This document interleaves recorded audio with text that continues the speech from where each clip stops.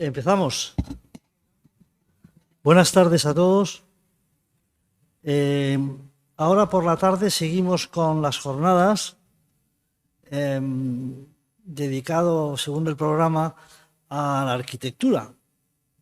Y entonces, a mi derecha está Domingo Lastra, arquitecto, nieto de un arquitecto muy conocido de Gracias Lastra, del racionalismo santanderino.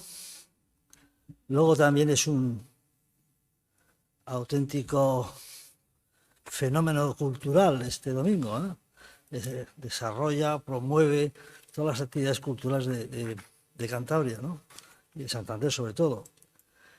Y luego también a mi izquierda está Aníbal González Riancho, también es arquitecto, también nieto de otro gran arquitecto montañés, Javier González Riancho, muy estudioso de la arquitectura montañesa en todas sus versiones.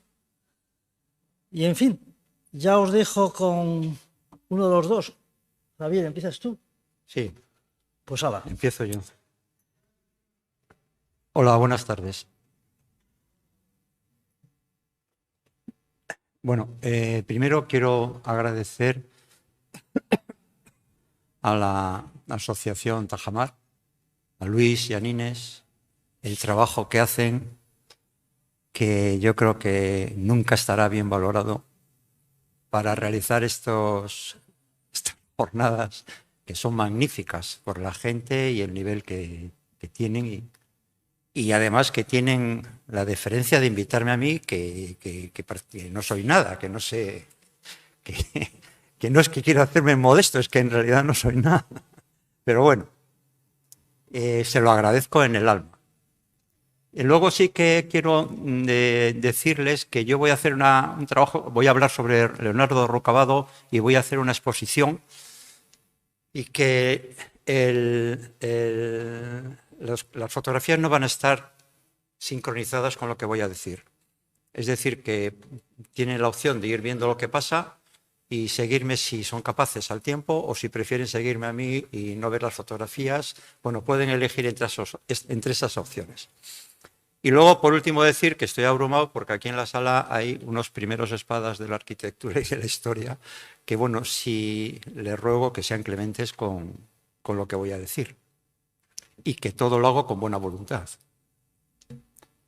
Bien, voy a empezar hablando del siglo XVIII en Cantabria, en España y en el mundo. En el siglo XVIII, al finales del siglo XVIII, dominaba el clasicismo. El clasicismo es un elemento que arrollaba totalmente la situación en la arquitectura, es decir, no había otras opciones. En la arquitectura yo siempre he pensado que es un documento que se puede leer y que nos informa de lo que ocurre. Y contextualmente es algo importantísimo y como vamos a ver y como vamos a comprobar, la arquitectura nos habla de los hechos sociales. Bien, a medida que avanza el siglo XVIII empiezan a ocurrir una serie de cosas que esta mañana hemos estado hablando precisamente con Gómez Durana, que es la invasión de unas doctrinas provenientes del romanticismo, de unas teorías que nos traen unas olas de nacionalismo. Esto va a influir de una manera decisiva en la arquitectura, en la filosofía y posteriormente en la política. Bien, no hay duda de que Villanueva, que es un arquitecto español que se conoce, que es conocido, cuando él estuvo en Roma, conoció a Bernini, y cuando estuvo en Granada levantó la Catedral de Granada y también levantó la Mezquita de Córdoba. Sin embargo, en las obras de Villanueva no aparece para nada la arquitectura medieval. Es decir, él seguía el neoclasicismo a pie de letra. Sin embargo, algunos arquitectos en Europa no pensaban así. Hay un arquitecto inglés, John Nash, que construye la cabaña suiza en Irlanda en 1810. La cabaña suiza está basada en la arquitectura rural europea, en la arquitectura medieval. Sin embargo, John Nash era un arquitecto neoclasicista. Todas sus obras son neoclásicas, salvo algún otro elemento que hizo de tipo cottage. Fundamentalmente era neoclasicista. Pero ya se veía que aparecía algo que no encajaba con lo que se estaba haciendo en Europa.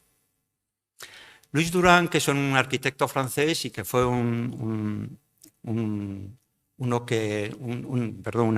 escritor francés, un historiador de arte, y que impartió unas lecciones de arquitectura, él decía que la arquitectura debía ser neoclásica, que la arquitectura debía de ser sencilla, simple, cubos, que no debía de tener ornamento, que debía de ser higiénica y que debía de ser lo más próxima posible y económicamente lo más rentable posible. Todos nuestros pueblos están llenos de casas neoclásicas, aunque no las veramos, aunque no las sepamos ver, pero es muy fácil encontrarlas. Solamente con fijarse que tienen, en vez de ventanas, puerta-ventanas, eso es una casa neoclásica porque está construida para que la luz y la higiene entraran en ella. Todos nuestros pueblos, repito, tienen casas neoclásicas, están hechas a finales del siglo XIX, y son arquitectura que seguían estas directrices. Bien, repito que el romanticismo vino con unos aires nuevos, con estas teorías, estas historias artúricas, estas leyendas artúricas de las que esta mañana ha hablado Durán.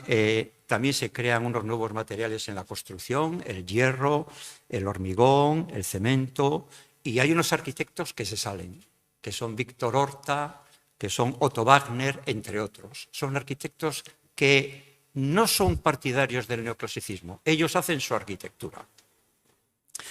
Hay dos movimientos que van a influir fundamentalmente en la arquitectura en esta época, que son el regionalismo y el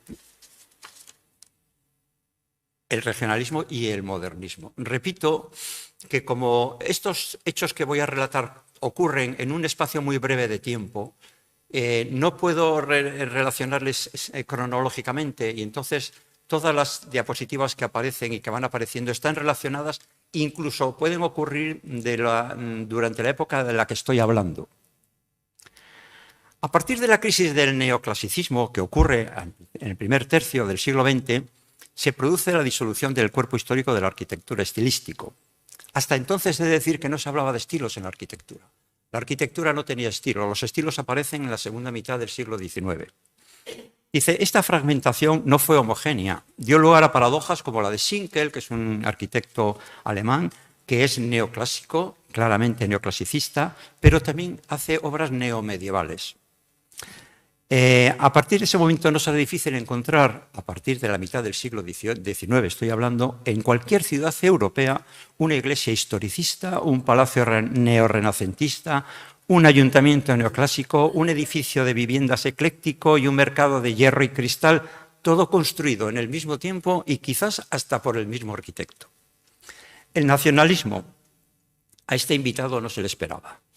Hegel, en 1832, en un libro publicado póstumo a su vida, sus discípulos le publicaron, se llama Lecciones de Estética, escribe: la arquitectura gótica de la Edad Media, que forma aquí el centro y el tipo del arte romántico propiamente dicho, fue considerada durante mucho tiempo como algo grosero y bárbaro.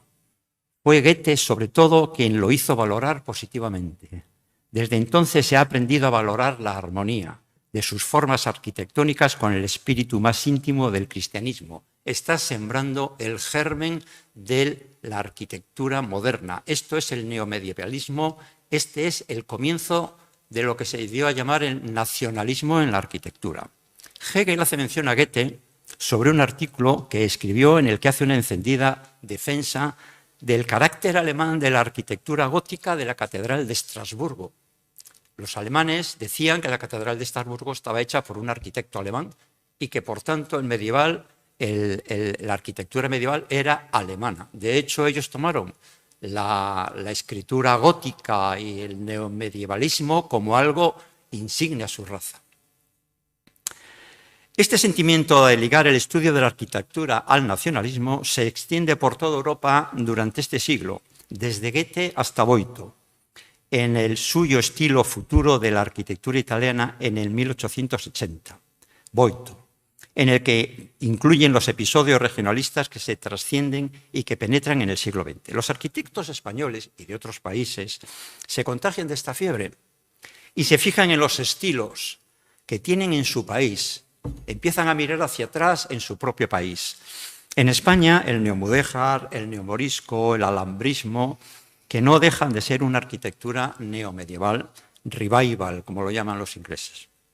Bien, el ensayo histórico sobre los diversos géneros de la arquitectura empleados en España desde la dominación romana hasta nuestros días es un escrito realizado por José Caveda en 1848, político, abogado e historiador, que en sus memorias de 1868 pide, estamos hablando de 1868, por eso digo que todos estos hechos se producen casi simultáneamente, pide, usando las expresiones aportadas por Hoppe, dice, comillas, una arquitectura que nacida en nuestro país, desarrollada en nuestro suelo, en armonía con el clima, con las instituciones y costumbres, que fuese a la vez elegante, apropiada y original y que mereciese verdaderamente ser llamada nuestra arquitectura.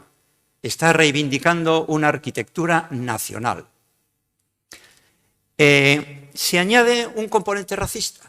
Aquí aparece un arquitecto francés que es Viollet-le-Duc, que es al mismo tiempo un ensayista importante y que en este planteamiento de arquitecturas propias y nacionalistas que venía pensando fue aprovechado por los arquitectos e historiadores de la talla de este Viollet-le-Duc, que dice, en la historia de la habitación humana, que es su libro, dice, en ella traza una historia de la arquitectura en base a las diferentes civilizaciones que fundamenta en las diferentes razas, y aquí aparece la semilla de la raza en el nacionalismo.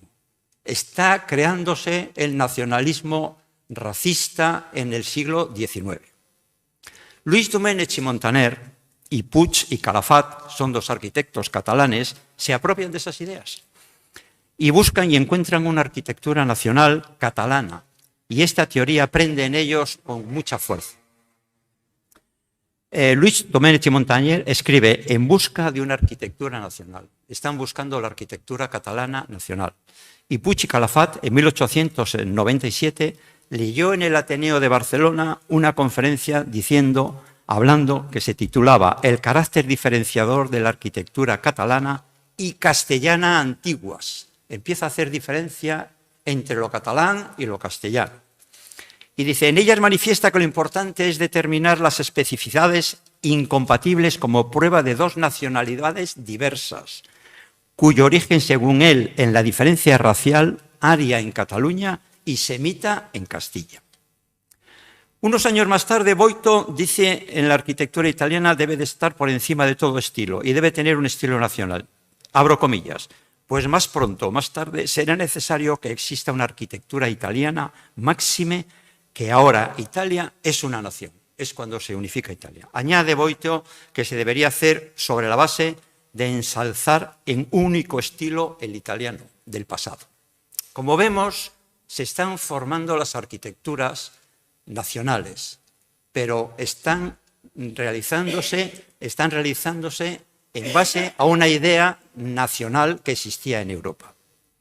El nacionalismo español en la arquitectura, en la revista Arquitectura de 1899, el crítico Luis María Cabello dice, y ya que perdimos colonias y prestigios políticos que el arte y la industria allí representados levanten nuestro decaído espíritu en presencia de las demás naciones. Habla de la arquitectura. Miguel de Unamuno viene a poner la guinda a este pastel y en su libro de Andanzas y Visiones dice, haciendo un paralelismo de Goethe, esta mi torre de Monterrey me habla de nuestro renacimiento, del renacimiento español, de la españolidad eterna, hecha piedra de visión, y me dice que me diga español y que afirme que si la vida es sueño, que no es más que digestión que pasa, como pasan el dolor, el goce, el odio y el amor, el recuerdo y la esperanza. Aparece la arquitectura de Monterrey. La arquitectura de Monterrey, que es una reivindicación de los arquitectos españoles para crear un estilo propio, se implantó en toda España. De hecho, el gobierno español encarga a Urioste y Velada en la Exposición Universal de París el pabellón, y Urioste y Velada hace un pabellón utilizando la Torre de Monterrey como un elemento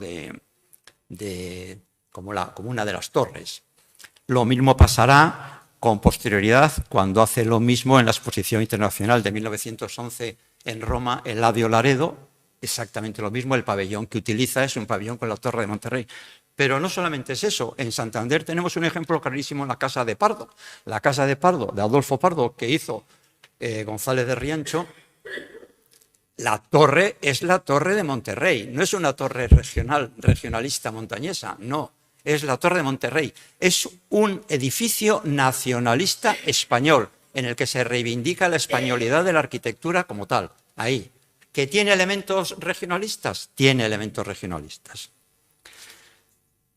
Vicente Lampérez, bueno, después, por ejemplo, se construyen edificios como el Palacio de Bermejillo de José Reynals o la Academia de Caballería de Valladolid en 1918 por el capitán de ingenieros José de Gándara, y Vicente de Lampérez, en una serie de conferencias que pronuncia en el Ateneo de Madrid en 1911, dice: si a la arquitectura española contemporánea le falta la unidad de miras que puede llevar al futuro el estilo propio del siglo XX, el único camino es el nacionalismo. Bien, entonces aparece Leonardo Rocavado. Vuelvo a repetir que todas estas cosas están ocurriendo simultáneamente. Leonardo Rocavado conoce a Puig i Calafat en la arquitectura cuando estudia en Barcelona, porque él estudia en Barcelona entre 1891 y 1900, e incluso le llega a dar clases este hombre y participa. Él es receptor de todas estas teorías. Lo que pasa es que Leonardo Rocavado tenía una ventaja, que era un tío muy inteligente, y enseguida se dio cuenta de dónde estaba Pinao, y entonces trata de organizar en su mente la arquitectura nacional. Se encuentra en los 10 años siguientes trabajando en el estudio de Severiano Achúcarro, y trabaja en Bilbao en una arquitectura moderna en el barrio de Indautxu. Son los primeros tiempos de su vida profesional, coincide con José María Pereda, con Marcelino Méndez Pelayo, etc. Y conoce a Puig i Calafat, como digo, en la Escuela de Arquitectura, y la había oído y seguía con su pensamiento de la arquitectura nacionalista catalana y de la arquitectura nacional española. Todo esto que os he hablado antes sí está ocurriendo al mismo tiempo en toda Europa. ¿Es la arquitectura medieval el origen de los estilos regionalistas y nacionalistas? Esto pasa en el Congreso en 1915 de San Sebastián. Este es un congreso interesantísimo y ahí se unen Aníbal González y Leonardo Rocavado y presentan una ponencia al Congreso en la que pretenden que se haga a partir de entonces una arquitectura nacional. Tienen enfrente a una serie de arquitectos que se oponen, entre ellos hay un arquitecto valenciano que es el que destaca, que es Ribes, que él defiende la arquitectura internacional. Él defiende que la arquitectura no debe de ser nacional. La arquitectura, se puede hablar de arquitectura regional, pero él cree que la arquitectura debe de superar los límites, superar las fronteras. Bien, desde mi punto de vista, cuando hacen la ponencia, desde mi punto de vista, este es el verdadero documento fundacional de la arquitectura regional en Cantabria. Cita varias veces a Ruskin, dice, entre otras cosas, voy a citar algunas cosas, dice: las dos grandes ejecutorias de la naturaleza en la historia de los pueblos... Bueno, esta ponencia la hicieron Aníbal y Leonardo.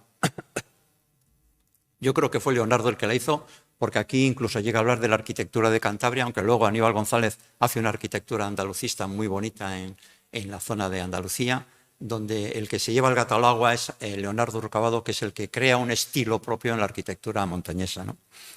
Las dos grandes ejecutorias de la nobleza en la historia de los pueblos son la poesía y la arquitectura.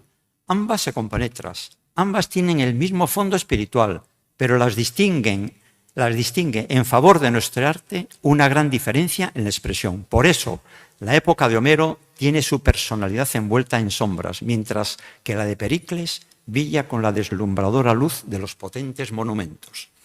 En otro párrafo dice: España veríase hoy en una situación precaria y desairada si forzosamente hubiera de dar fe de vida en un concurso mundial de arquitectura.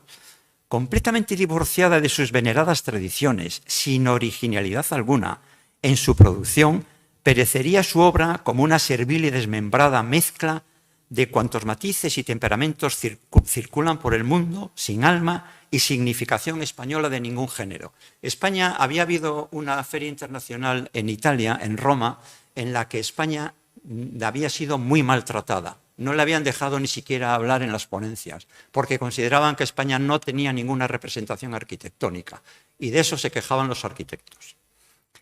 Bien, en toda la declaración, es toda una declaración de respeto y de piedad a sus mayores, en la que a las pertenencias que dejan a su muerte, y a continuación escribe lo que considero, no voy a leerlo todo porque nos daríamos aquí.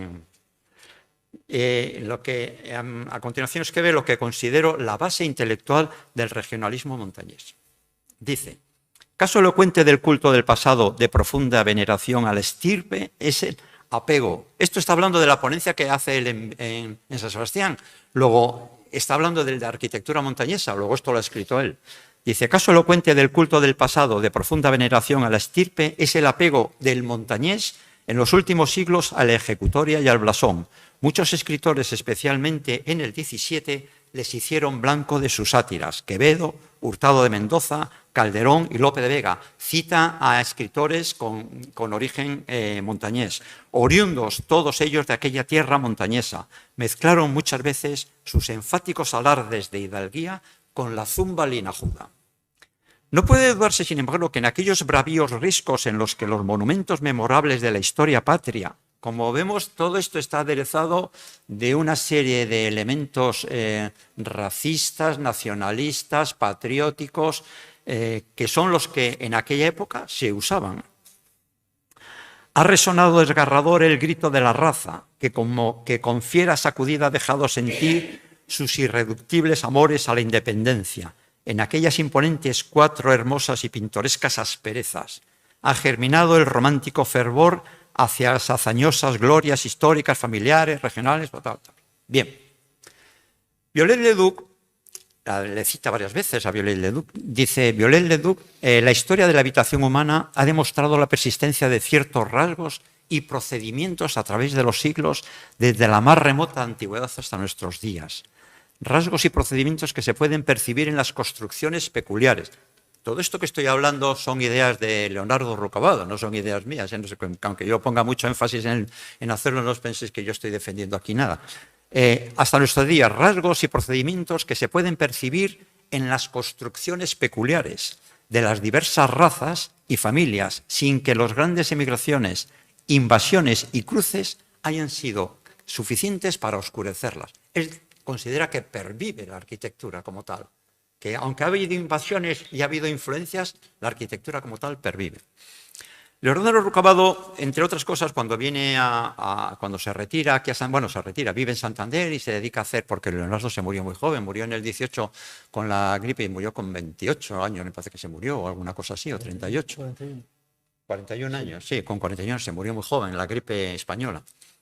Y entonces, cuando viene aquí a Santander, se dedica a visitar los pueblos y viajó mucho con Riancho, con mi abuelo, y yo tengo fotografías en las que aparece Leonardo, iban en caballos y se subían a los sitios, llevaban unas cámaras de fotos muy rudimentarias, muy primitivas, pero me contaba mi padre, que alguna vez le contó el suyo, que Leonardo llevaba una gran bolsa negra que se amarraba a la cintura y luego le daba la vuelta y la amarraban arriba para que dentro fuera un cuarto oscuro y pudiera cambiar las placas, ¿no? Para poderlas cambiar. Entonces lo deshacía y volvía y salía con la placa, que la colocaba en la cámara y hacía fotos. Bien, entonces Leonardo hace un estudio sistemático de la arquitectura regional, visita pueblos, hace levantamientos, levanta edificios y las casonas, y realiza excursiones, y va a Santoña, Laredo, Trasmiera. Realiza fotografías de portaladas, de aleros, de torres, dibujos, etc. Se perdió la mayoría de estos dibujos, han desaparecido. Solamente existe un libro de Leonardo Ruccabado con unos dibujos muy pequeños, ¿no? Estos trabajos los envía a la Sociedad de Amigos del Arte y desaparecen.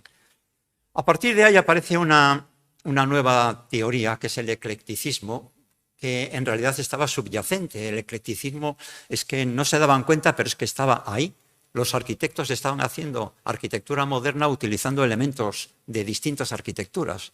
Y entonces el eclecticismo, que son los proyectos que se realizan en esa época, Leonardo Rucabado dice que solo el hecho de vestir las necesidades modernas con el ropaje antiguo constituye ya una evolución. Está hablando del eclecticismo. Yo puedo hacer una casa, coger elementos neogóticos, elementos neoclásicos, elementos rústicos o de la arquitectura montañesa y puedo construir lo que es, si tienes gusto y lo sabes hacer. Y de hecho, así, bueno, por ejemplo, el Palacio de la Casa Pardo, repito, que es una arquitectura ecléctica. Está hecha con arquitectura nacional, con arquitectura regionalista de Cantabria, y seguramente que tendrá algún tema más, porque los aleros no son propios, esos aleros que tiene no son propios de Cantabria. Bien, la vivienda medieval en Cantabria pues es una evolución que tiene a lo largo de la historia y termina siendo la casa montañesa. No quiero que se pierdan esa casa que está saliendo ahí, que es una casa de Asís Cabrero, el padre de José, que para mí es un ejemplo de cómo debe de ser una arquitectura regional, de cómo debe de ser la arquitectura regional. Yo creo que esa es la salida de la arquitectura. Esa y otra casa que ha salido antes de Deogracias de la Lastra, que es la casa de Pacheco en el Soto Iruz, que son dos casas que desde mi punto de vista y en contra de lo que dicen algunos críticos de que la arquitectura regional se estanca y parece que no tiene salida y parece que muere, yo soy de la opinión de que la arquitectura regional, con esta casa de Asís Cabrero, con la casa de Deogracias de la Lastra de Soto Iruz y con la casa de Deogracias de la Lastra también, la casa Cue, que hay en Reina Victoria, yo creo que son unas honorables salidas a la arquitectura regional montañesa y más que dignas, me parece a mí. Bueno, voy a dar 2 minutos más de las que voy a hablar de los arquitectos que utilizaron esta arquitectura montañesa, que son Javier González de Riancho,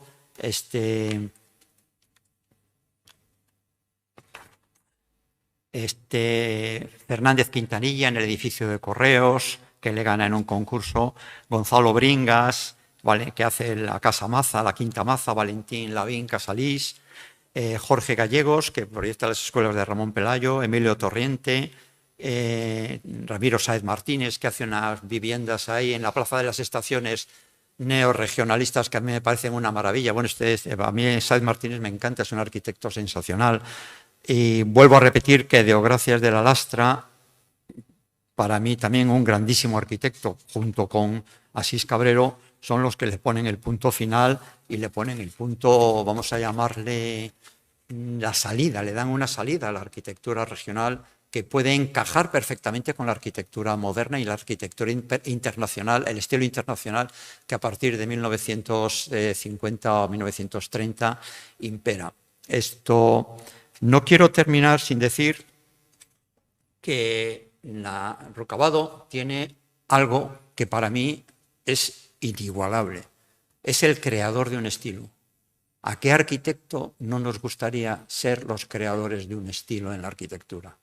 Pues le tenemos aquí en Cantabria y es que es el creador de un estilo, que es poco por la forma de decirlo, pero que es mucho y muy difícil de alcanzar. Y nada más. Muchas gracias por su atención. Bueno, 27 minutos, no está mal.